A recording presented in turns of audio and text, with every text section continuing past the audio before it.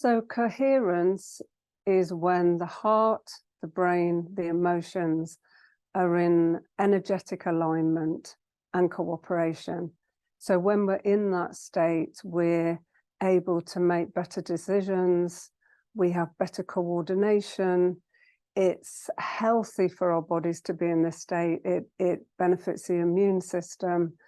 There are so many benefits to being in this state, because then we're really working at optimum condition. So when we're in that place that we're reacting, when life's busy, when we're constantly on the go or constantly challenged, it's a real gift to be able to drop into that place of coherence, because coherence is different from simply being relaxed. So when we're in a relaxed state, the heart rate slows down. We're in a place where we can drop deeply into the body. So we are in a state of coherence when the brain, the heart, and our emotions are energetically aligned and cooperating well. So when we're in that state where we have clarity of mind, we're able to make good decisions, we have other options open to us. It also affects us physically. It helps with our coordination. It helps to boost our immunity. Our general state of well-being, it can reach optimum when we're coherent. And coherent is very different from simply being in a state of relaxation. Relaxation is associated with a slower heart rate, with that place where we can be deeply in that state of peace and ease. And coherence is a state that we can attain when we're busy, when we are being challenged, when the heart rate's up, when we need to be alert, when we're in that wakeful place. So if you're attending to your business, if you're a surgeon, if you're a nurse, if you're looking after your children, you want to be in that state of alertness, of aliveness, of really being able to be present, but having your energies up and running. And when we're in coherence, we're operating at our optimum. However, when that state creates stress in the body, that's when we're actually shutting down our options. We tend to then go with what we know. We react in the same way. So for example, when we're challenged in some way and we respond in a way that we know we don't want to. So when we are in a relaxed state, we can be really clear about, this is how I want to respond. I don't want to be irritated anymore, angry, jealous in this situation. I know that it's not necessary, it's not helpful. However, when that trigger comes along, we're back down that same road. The difference, when we're in coherence, we're able to be in that situation and still find that place where we can maintain emotional balance, where we're able to really think clearly and make decisions that affect our emotions. When we're out of balance, we're incoherent, and that's when we'll tend to stay with what we know. So the benefit of being able to drop into coherence is also that we can then connect with our clear yes and no in the body.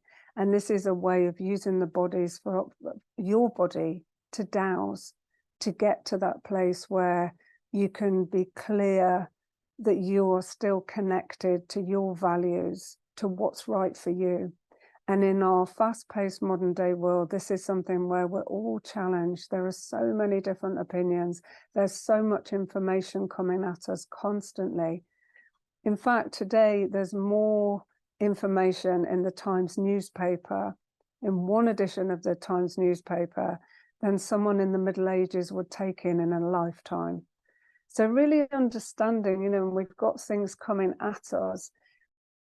If you can get to a point that you stay steady in your body, you know how to bring coherence in, and you have that clear yes or no in your body, And you may feel that in very different ways. It may come to you in very different ways. And if you'd like a real experience of dropping into this somatic practice, then in the link below, I'll take you through a much deeper practice, so it's experiential. But actually understanding why helps you to drop deeper. So knowing that when you simply add these techniques of breathing deeply in the body, getting the breath to go into an even rhythm. So for example, 5 seconds in, 5 seconds out, 5 seconds in, 5 seconds out, with no pause, but a gentle flow. That automatically starts to change your state and coherence can begin.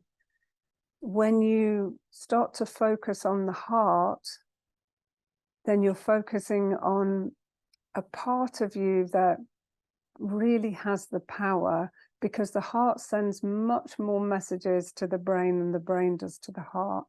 The heart, it is clearly recognized now as a brain.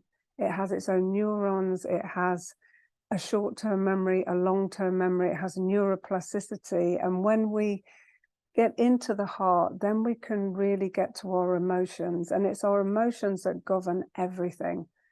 Our emotions are the backdrop to how we experience life, and they determine how we're going to respond. So simply breathing, simply focusing on the heart, bringing in a sense of gratitude and peace, love, compassion, those emotions that really allow you to begin to strengthen coherence in the body. The more we practice that, the easier it is to get there. When you first begin to practice, chances are after a while you begin to feel uncomfortable, because when we're changing states,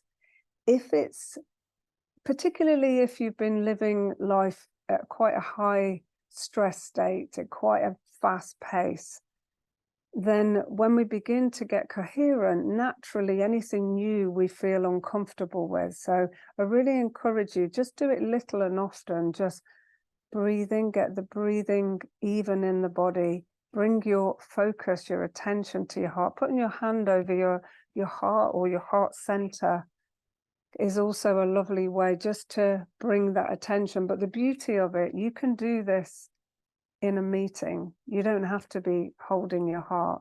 You can just bring all your awareness to that area of your body. You can do it while you're driving. You can do it while you're in conversation. And the more you do it, the easier it is to get there when you need it. And once you're there, that's when you have access to your full potential. You can also take it a step deeper, and once you've got into that state, being really clear, how does it feel to you when you feel that yes in your body? So in other words, something feels right for you, or you feel good when you're with somebody, you know this person is beneficial to you. And also, how does it feel when things aren't right? You know, I'm sure we've all had experiences where after the event, you're much wiser, like you realize, I knew that wasn't right. I knew that wasn't right for me. And yet somehow your mind, you've overridden it with your thoughts or other people's opinions, or fear has come in. So we're being driven by fear rather than being in a coherent state. And when you're in a coherent state, you're not being led by fear or driven by fear. And that's a really important thing to know. So when you turn to that somatic practice, you get into your body, that's when you can still stay rooted in yourself. If you'd like to take this further, then check out the link below so you can really experience for yourself dropping into your heart, getting into this coherent state, and then just going that step further so you can begin to douse with your body. What's a yes? What's a no? Where is this leading me? So check out the link below. I hope you've enjoyed this video. If you have, then please share. Please give us a thumbs up, write a comment below. Let us know how you get on with the practice, and enjoy getting yourself into this coherent state, because there are many, many benefits. Thank you for joining me.